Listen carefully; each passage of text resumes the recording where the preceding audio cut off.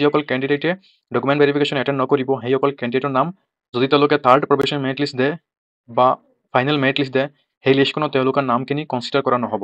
নমস্কাৰ, 5500 LP UP second প্ৰবেশ্যনেল merit লিষ্টত যিসকল কেণ্ডিডেটছৰ নাম নতুনকৈ আহিছে তাৰ মাজত কিছুমান কেণ্ডিডেটছৰ নাম ফিজিকেল ডকুমেণ্ট ভেৰিফিকেশ্যনত উইডেল আহিছে আৰু লগতে কিছুমান NIOS কেণ্ডিডেটছৰ নাম উইডেল আহিছে ফিজিকেল ডকুমেণ্ট ভেৰিফিকেশ্যনৰ কাৰণে।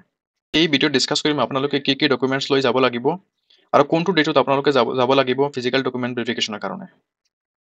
তো ইয়াত আপোনালোকে যেটো নোটিছ আহিছে ডাইৰেক্টৰ অফ এলিমেণ্টাৰী এডুকেশ্যনৰ ফালৰ পৰা এই নোটিছখনত তেওঁলোকে কৈছে this is information for the following candidates marked as PDB withheld and PDB and NIS withheld in the remarks column of the second provisional published on, ঠিক আছে।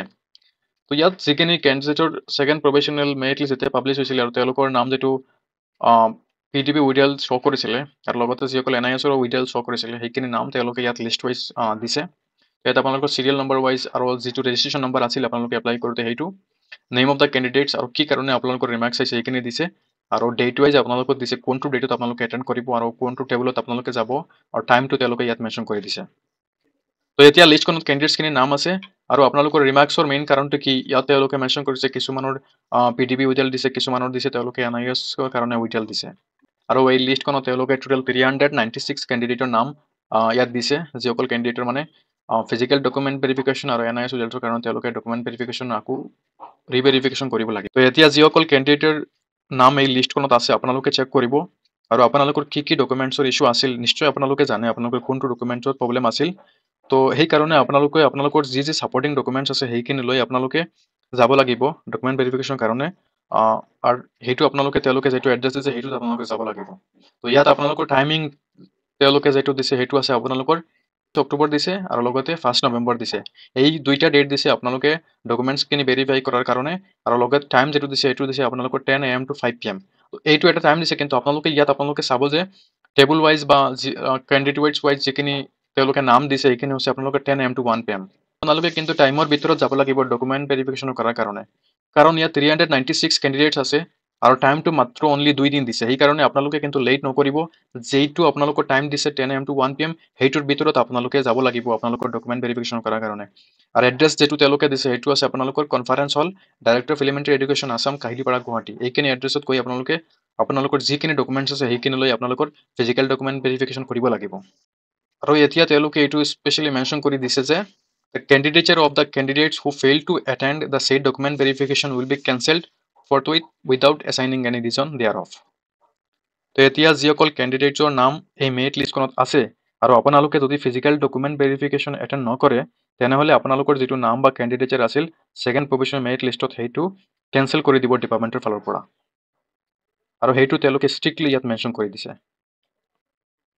তো এই নোটিছখন DWE ফালৰ পৰা এখন ফাইনেল ৱাৰ্ণিং নোটিছ হয় কাৰণ যিসকল কেণ্ডিডেটে ডকুমেণ্ট ভেৰিফিকেশ্যন এটেণ্ড নকৰিব সেইসকল কেণ্ডিডেটৰ নাম যদি তেওঁলোকে থাৰ্ড প্ৰভিশ্যনেল মেৰিট লিষ্ট দিয়ে বা ফাইনেল মেৰিট লিষ্ট দিয়ে সেই লিষ্টখনত তেওঁলোকৰ নামখিনি কনচিডাৰ কৰা নহ'ব। তো যিসকল কেণ্ডিডেটৰ নাম উইডেল লিষ্টত আহিছে আপোনালোকৰ যি ছাপৰ্টিং ডকুমেণ্ট লাগিব ফিজিকেল ডকুমেণ্ট ভেৰিফিকেশ্যনৰ কাৰণে সেইখিনি লৈ আপোনালোকে ডেট ৱাইজ আপোনালোকৰ যি শ্বেডিউল টাইম দিছে তেওঁলোকে সেই টাইমত আপোনালোকে ফিজিকেল ডকুমেণ্ট ভেৰিফিকেশ্যনখিনি আপোনালোকে এটেণ্ড কৰক কাৰণ ডিপাৰ্টমেণ্ট এতিয়া ফুল একশ্যন মোডত আছে। আপোনালোকে যদি চিৰিয়াছলি নলয় নটিছখন তেনেহ'লে আপোনালোকে 5550 LP UPত জব নাপাব আপোনালোকে। এতিয়া তেওঁলোকে আৰু মেনশ্যন কৰি দিছে যে the candidates who are kept withheld on other grounds seated withheld মানে পিটিশ্যনাৰখিনি and GTPGD withheld need not attend the verification। তো যিসকল কেণ্ডিডেটৰ নাম ছেকেণ্ড প্ৰভিশ্যনেল মেৰিট লিষ্ট ৰিজাল্টছখিনি পাব্লিছ হোৱাৰ পিছত উইডেল্ড আহিছিল তাৰ মাজত যদি চিটেড পিটিশ্যনাৰ বা GTPGD কোৱালিফাইড কেণ্ডিডেট থাকে তেনেহ'লে আপোনালোকে ফিজিকেল ডকুমেণ্ট ভেৰিফিকেশ্যনখিনি এটেণ্ড কৰিব নালাগে। Only the listed candidates will be allowed inside the প্ৰেমিচেছ।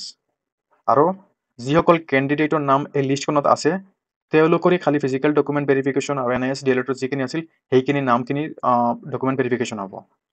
এই 396ৰ বাহিৰত কোনো কেণ্ডিডেটৰ ডকুমেণ্টখিনি ভেৰিফিকেশ্যন কৰা নহ'ব। তেওঁলোকে এইটো মেনশ্যন কৰিছে the only the listed candidates will be allowed inside the premises. তেতিয়া বহুতখিনি কেণ্ডিডেটছ এনে হ'ব পাৰে যিসকলৰ নাম চিটেড পিটিশ্যনাৰ লিষ্টত আছিল বা GTPGD ছিলেকশ্যন হৈছে কিন্তু তেওঁলোকৰ এপ্লিকেশ্যনখিনি উইথড্ৰ কৰা নাই সেইকাৰণে ডিপাৰ্টমেণ্টে এইখিনি কিন্তু উইথড্ৰ কৰিছে আৰু এইটো কিন্তু মেনশ্যন কৰি দিছে তেওঁলোকে। তো আপোনালোকৰ নাম যদি এই লিষ্টত আছে আপোনালোকৰ চবখিনি ডকুমেণ্টছ লৈ আপোনালোকে ফিজিকেল ডকুমেণ্ট ভেৰিফিকেশ্যনত যাওক। আৰু যি ডকুমেণ্ট ইছ্যু আছিল নিশ্চয় আপোনালোকে জানে আপোনালোকৰ কোনটো ডকুমেণ্টৰ কাৰণে আপোনালোকৰ physical document verification PDB without আহিছিল আৰু NIS উইদাউট আহিছিল। ঠিক আছে, তো এইখিনি আছিল এই ভিডিঅ'ত। ধন্যবাদ।